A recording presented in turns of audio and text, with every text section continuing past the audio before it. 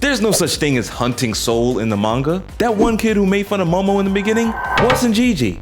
Barack Obama was canon? Why does everyone look so much older? Wait, who gave Queen the bat?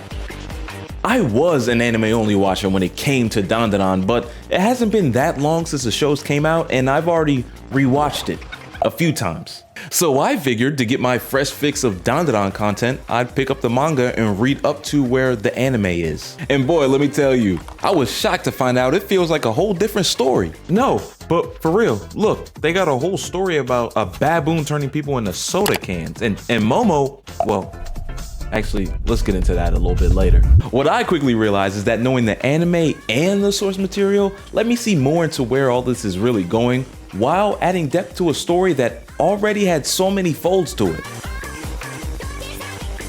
Now, before people get up in arms, I understand to make an omelet, you gotta crack a few eggs. What I'm saying is that in order to make a manga into an anime, you gotta make changes to the source material. That's just fact. And then to turn around and turn that anime into a movie, which Dandadan has 2 of, you gotta make even more changes to the source material. It could be perplexing to think of for an anime-only watcher like myself, but reading the manga made me realize all of the liberties that an animation studio will take, which, no exaggeration, impact so much, especially the moments where the words are unsaid. Obviously, there's the stuff we knew even before reading the funny backwards book. The colorful and bombastic Dandadan was once still black and white. The oddly satisfying Animal Cross-esque sound design was not there for the usual cozy and whimsical vibes. There's no comedic timing, and flatly, at its core, manga readers and anime watchers are just 2 completely different audiences to impress. If you were only a Dandadan manga reader, your face was probably just as turned up as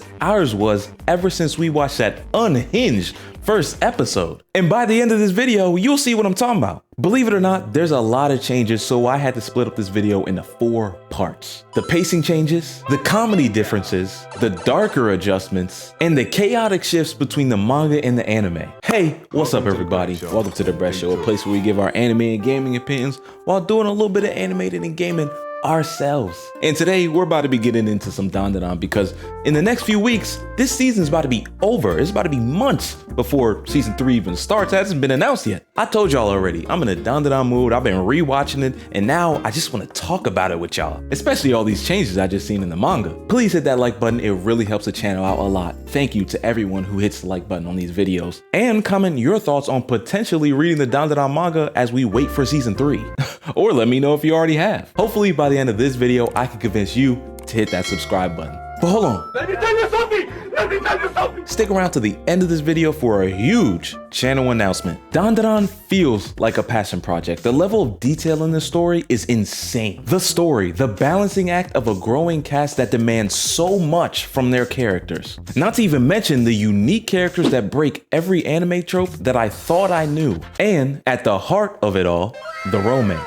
The slow burn, the hand holding, the awkward glances that tell a whole story without saying a word. As a matter of fact, this whole video idea started from a question I asked myself while watching season 2. What does Yukinobu Tatsu, the original mangaka, think about the anime adaptation? I could imagine how hard it is to put so much time and effort into a passion project like Dandadan, and then trusting an animation studio to change even the tiniest aspects of your work that you specifically put in there. Especially with genres as fragile as comedy and romance, where the littlest things, facial expressions, timing, references, make or break punchlines and sweet moments. But it's a good thing that Mr. Tatsu has expressed that he's overall happy with the anime. He keeps his identity pretty secret, so it's hard to find a picture of him. I'm gonna just show you what I can. And from everything I'm seeing, he seems to be a direct part of the anime's creation, doing everything from checking scripts to, quote,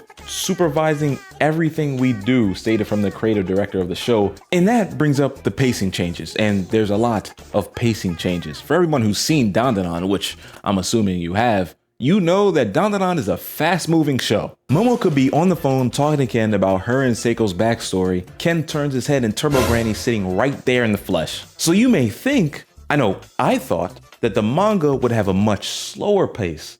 No, the manga's pace is even faster than the show's. The Dandadan manga is actually still going. It's on chapter 207 as of August 25th, 2025. An anime episode covers 20 to 22 minutes of content, and the anime will cover around 60 to 70 chapters by the end of season 2. So roughly 2 chapters, 40 pages of the Dandadan manga makes up an episode. In the new, ever so popular 12 episode season animes that we got going on now, it's usually content that gets cut from mangas like these. Similar to how back in the day, movies like Akira and Ghost in the Shell actually cut out a lot of manga stuff to just put out the movie. And fun fact that I covered in the Akira video I made, the Akira movie came out before the manga was even finished, so the manga's ending and the movie's ending are completely different. And mind you, to this day, Akira is still inspiring media in the West, so it's a big deal. The too long didn't read on the Akira movie ending is that Tetsuo spiraled out of control, Neo Tokyo ends up being destroyed, but the main cast of characters survives and it's kind of like a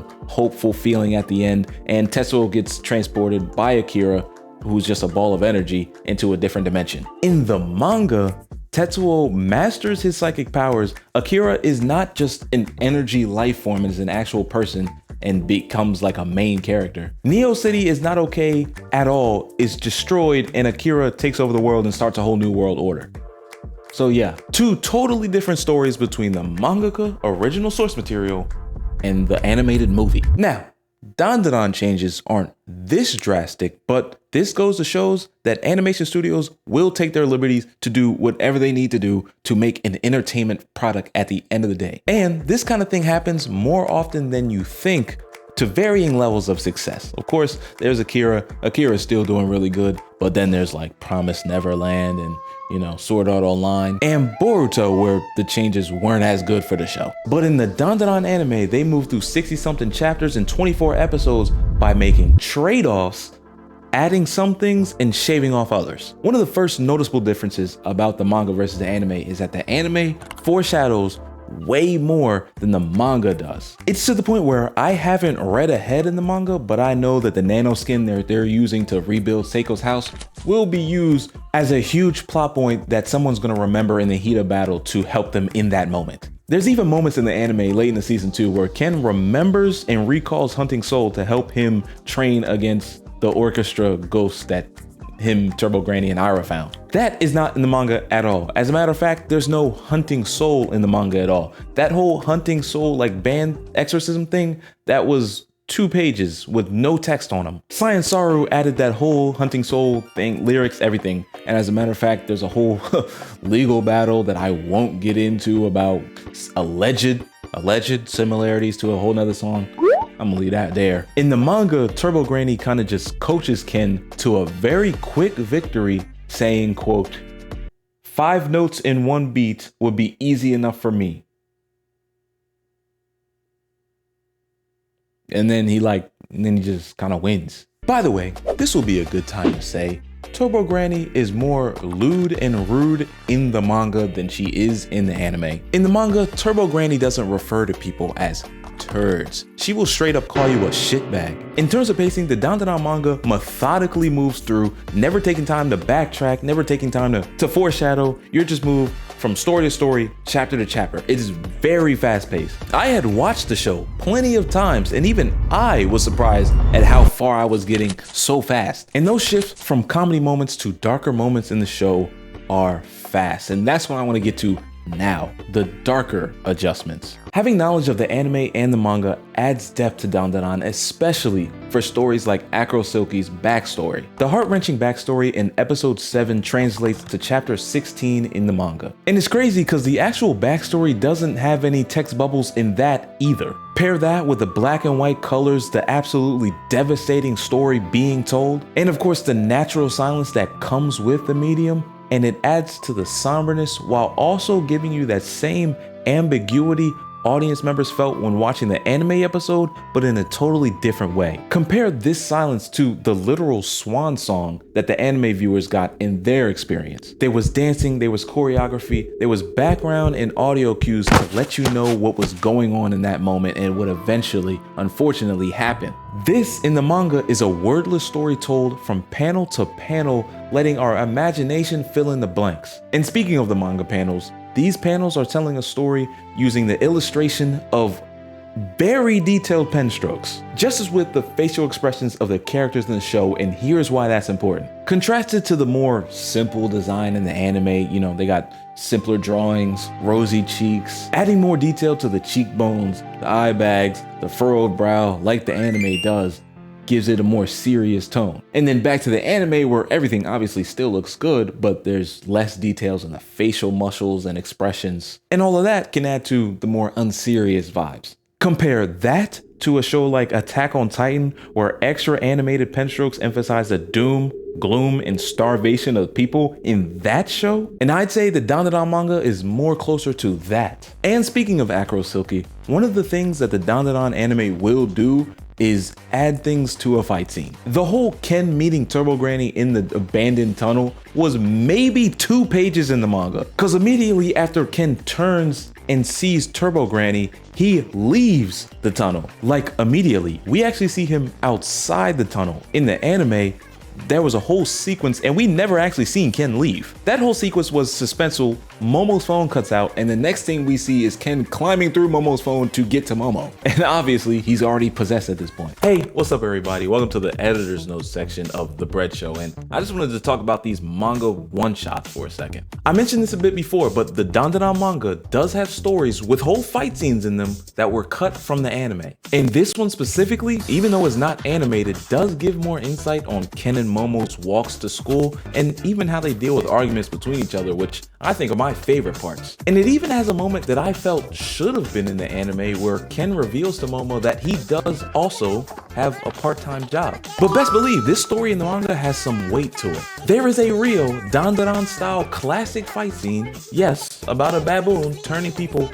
into soda cans. And I know that you know I ain't lying. And to all my Momo fans out there, we even got a 1v1 and, well, actually, you should read it for yourself. It's gonna do a lot better than me explaining it to you. But when I first chose to start and pick up the manga, it was stuff like this that I was looking for. The news stories, the manga exclusive stuff, the stuff that I couldn't get if I only watched the anime. And this manga one-shot is kind of set up like 2 chapters in half a chapter. It's pretty long even for Dandadan's manga chapter standards. And we know by now how fast-paced the manga is. The anime could have made this into a special 30-40 minutes. I don't know why they chose not to animate this in the first 4 second seasons, but we could still see it in later seasons, so I don't know. But yeah, enough with the editor's notes. Back to y'all regularly scheduled program, because this manga has super surprised me up to this point. Another example of the anime taking things in the manga and spicing up the comedy aspects of it.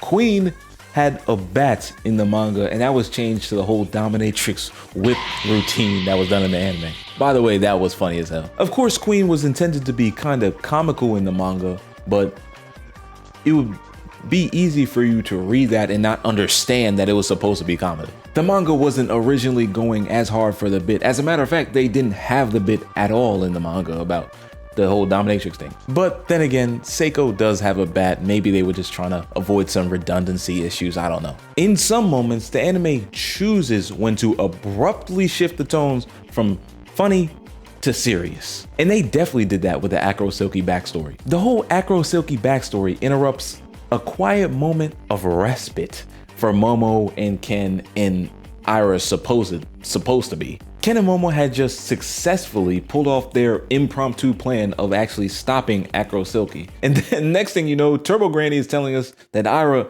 is dead and Acro Silky is offering up her life to save her. Momo tries to connect the 2 R's and boom, we're right in there. A ballet orchestra is playing in the background and we're getting introduced to a scene of a mother trying to do anything she can to make enough money for her and her child. In that backstory specifically, they even added some things that weren't in the manga before, like the woman getting cut by glass. I say the anime was probably more gory with this. And then if you look at the backstory in the panels of the manga, you'll see that there were some panels that didn't exactly make it to the anime. But as we exit that scene in the anime, the horror aspect of it is toned down. And I'm not sure if we've had a moment since then to get quite to that level. Another thing we all probably unconsciously do is point out characters that we see in the openings and try to look for them in the rest of the show when they canonically come along. And doing that kind of soft launches us into new characters. Well, obviously the manga doesn't have that. Manga readers get introduced to characters as they come and as they show up if they're not on the cover of the volume they're reading. Anime watchers knew that there'd be a stuffed cat somewhere in the story because it's literally in the opening. Manga readers, of course, just like with the rest of the fast pace of that manga, just gets slapped on you out of nowhere. Surprise. One big thing that I noticed that the anime cut down on from the manga, the anime cut out like 90% of internal dialogue. Internal dialogue in the anime is more implied with flashbacks, sometimes montages, or just memories replayed. For example, in the beginning of the story, when Momo was running out of their house into the backyard to see if Seiko had hurt Ken, in the manga, there was text boxes across the panel, and we were reading her internal thoughts. She was saying, it's my fault, Ken didn't deserve this, Ken only wanted a friend, when in the anime, all of that stuff was implied. All of the internal thoughts that we think Momo had, we came up with in our head for who we thought Momo was as a character, and that was the third episode. Taking away internal dialogue, for better or for worse, changes the way we see a character or understand them. It's like playing a video game with a protagonist that doesn't say anything. Whatever you think he's saying, that's what he's saying. And I think that was a good decision because it makes us feel more connected to the people we're watching. Even if we go back and read the manga, technically there was a right answer of what the internal dialogue was, we get to decide that for ourselves in the moment. And also, I kind of hinted at this before, the manga does not do foreshadowing at all. I'm trying to tell you, this manga moves super fast. It methodically goes through the story beats even faster than the anime. The anime is really good at doing subtle foreshadowings that we could call back to when we get the answer we need to get. The boy that Momo liked that made fun of her didn't bear any resemblance to Gigi at all. It was literally only one manga panel and the drawing was mad small, you couldn't see the boy's face. As a matter of fact, that whole story about the boy who made fun of her was maybe half a page, when in the anime that was a pseudo flashback. In the manga, they drop it on you fast. But things like that kind of work in the comedy aspect of the show. For example, yes, Barack Obama was supposed to be in the show. At least a cameo of him, a picture of him was shown. But in the anime, they kind of switched out Barack Obama for a more generic president. They even made him white and named him President 44. And again, to all my Dandadan anime watchers, you know that this show is a very chaotic show. Oftentimes, people are talking over top of each other. You gotta rewind because there's two different lines of text, especially in the sub.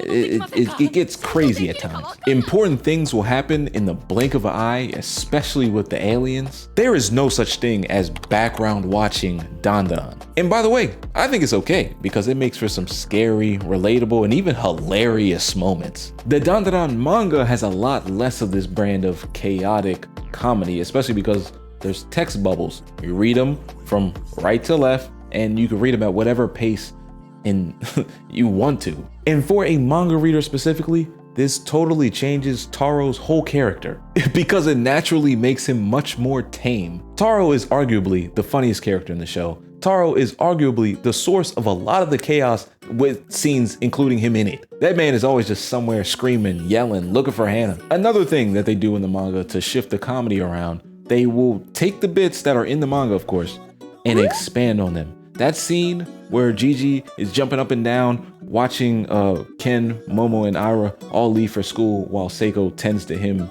and the whole Evil Eye situation. In the anime, that was a pretty long scene. He's jumping up and down, saying bye, encouraging them as they go to school. In the manga, that's only like one panel. In the show, they expand that throughout the whole following conversation that is canon in the manga. And I'll just say this in terms of the anime versus the manga. A lot of Gigi scenes and Taro scenes are not specifically in the manga, what I call anime improv. I'd say 75% of the comedy in Dandadan is actually added from the animation studio Science Saru.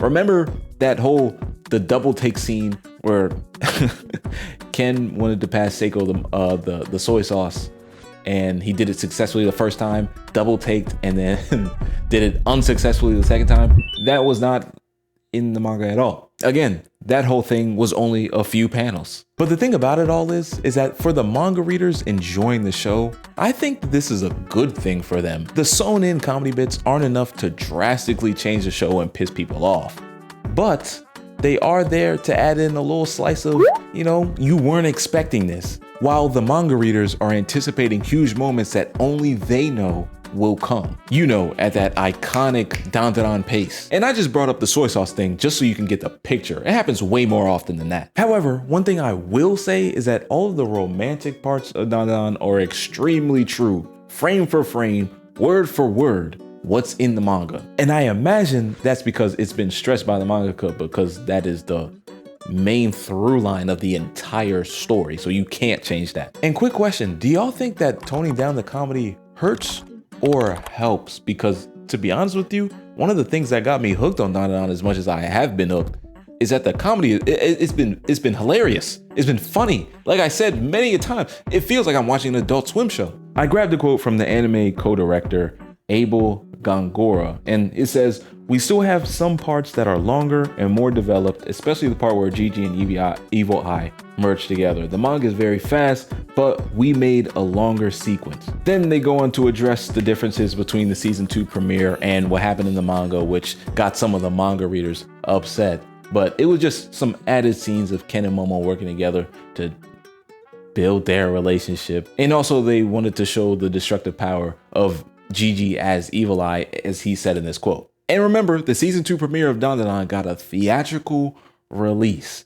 And I imagine that's why so much was changed. Or should I say, so much was added. They will make necessary changes and add things that weren't there before. And due to the nature of the mediums, that's a good thing. Now, I want to move on to more of the chaotic shifts between the Dandadan manga and the anime. The Dandadan anime goes all out when it comes to music, apparently pushing the envelope to the point of litigation, allegedly. But even if we just talk about the range of music in the anime, the Japanese techno-funk in the OST, the pompous orchestra for the extravagant moments, heavy metal when the moment calls for it. They got the classical Symphony number 9 in there. They're rapping in the openings. I just want to take some time to point out that Science Sorrow in the anime studio put a huge stress on the music part of the Dandadan anime adaptation. And they have music on all fronts depending on the situation. And all these things, of course, you can't bring from the manga, you have to generate yourself for the anime. What you can bring from the manga though is that not only is music important in the presentation,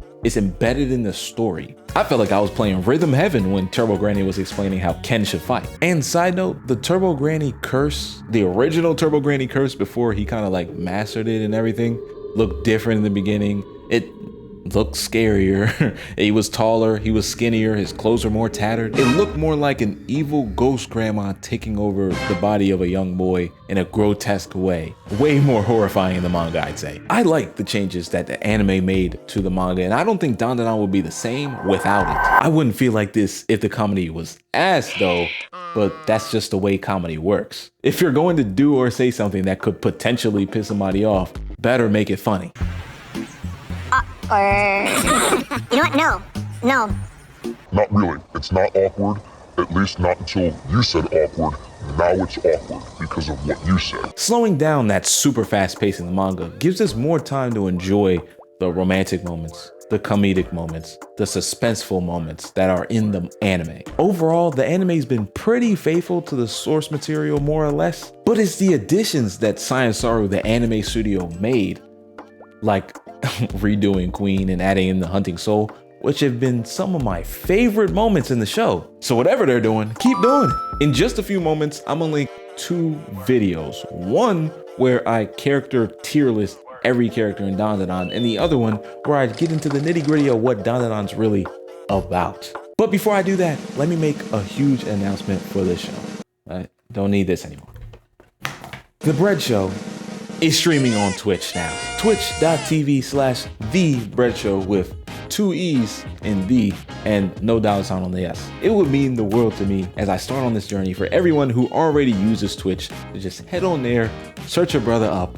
The links are in the channel. If you there are links in the channel, and just hit the follow button and tune into the streams. I'll be streaming anything over there, anything and everything. I'm starting right now. I've already been streaming a little bit.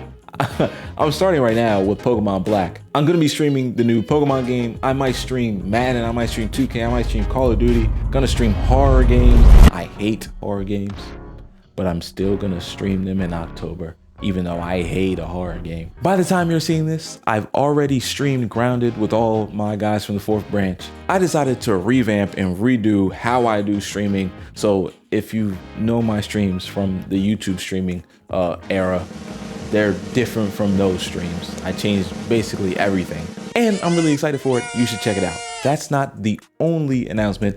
The other announcement is that I have a YouTube channel, a second YouTube channel called The Bread Show Live. It's just The Bread Show, just red. You know what I'm saying? You see what I did there? And that's where all my Twitch VODs will go. I'll edit them, put thumbnails on them, and just let everybody know what I'm doing on Twitch if you didn't catch it live. So, sounds like a time is gonna be had on that. And yeah, man, please check it out. Please support. Thank you guys for supporting the YouTube channel. Hopefully by this point, I've convinced you to hit that subscribe button and follow the Twitch and subscribe to the second channel. And I also have Instagram and all that other stuff. I'm easy to find. All right, everybody, that's The Bread Show. Check out the Dandadan videos that I got going for y'all. Spread love, give inspiration in all you do, and peace out. Welcome to The Bread Show. Take 2.